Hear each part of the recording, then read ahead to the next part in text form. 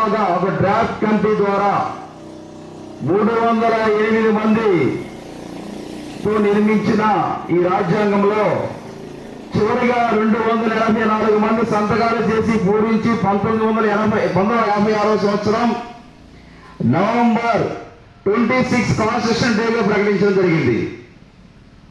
ఇది కాన్స్టిట్యూషన్.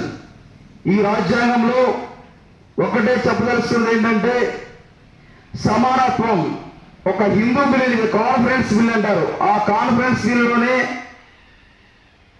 ఒక తల్లిదండ్రులకు పుట్టిన మగ ఆడ ఎలాంటి ఉద్దేశం లేకుండా సమానత్వ హక్కును కలిగించిన ఏకైక వ్యక్తి డాక్టర్ బిఆర్ అంబేద్కర్. ఈ అంబేద్కర్ పేర్లు అంబేద్కర్ అనేది ఆయన యొక్క సర్నేమ్ అయితే భీమ్ రామ్ అంబేద్కర్ అనే మాటలు ఇద్దరు గురువులు ఉంటారు. ఒక ఆయన 25 రూపాయలతో ఒక స్కాలర్షిప్ తీసుకుని మెట్రికులేషన్ బిఏ డిగ్రీ పూర్తి చేసిన ఏకైక వ్యక్తి అంబేద్కర్. ఆయన పేరులో రావు ఉంది. అట్లాగే మొట్టమొదట కృష్ణాచారి ఫస్ట్ తొలి అడుగుల్లోనే ఆయన యొక్క చదువును ప్రోత్సహించి ఒక బోర్డు మీద లెక్క రాయమంటూ మొట్టమొదటిగా వెళ్ళి ఆ లెక్కను పూరించిన వ్యక్తి డాక్టర్ బిఆర్ అంబేద్కర్. ఆ బోర్డుకి ఆడుకుని ఉన్న ఆటలు కూడా అంటుకోకూడదు, అంటరానితనం, అన్టచబిలిటీ, ఒక సమానత్వం లేదు మీ దగ్గర, మీరు దళితులు అనే ఉద్దేశంతో తన చదువుకునే యొక్క విద్యార్థులతో సహా, కుల వ్యవస్థలో సహా, అగ్రవర్ణాలతో సహా బండి ఎక్కినప్పుడు బండి దించారు, చదువుకునేటప్పుడు నీళ్లు ఇవ్వలేదు, దోషలు పెట్టుకుని నీళ్లు తాగి ఏకైక వ్యక్తి.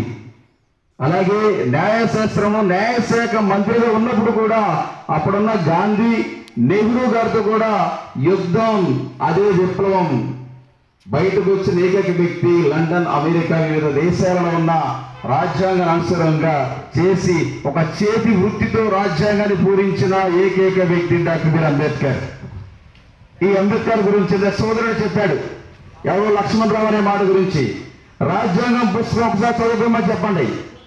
395 ఆర్టికల్స్, 22 విభాగాలతో 18 షెడ్యూల్తో తయారు చేసినది. ఈ రోజున 448 ఆర్టికల్స్ అయింది. ఎందుకంటే 2020 సంవత్సరానికి 448 ఆర్టికల్స్, అట్లాగే 25 విభాగాలు, షెడ్యూల్ కూడా 12 అయ్యాయి. అంటే దీని అర్థమేంద్రా అంటే ఆయన ఏం చెప్పాడంటే ఒక రాష్ట్రం ఏర్పడాలంటే ఆర్టికల్స్ లోనే చెప్పాడు.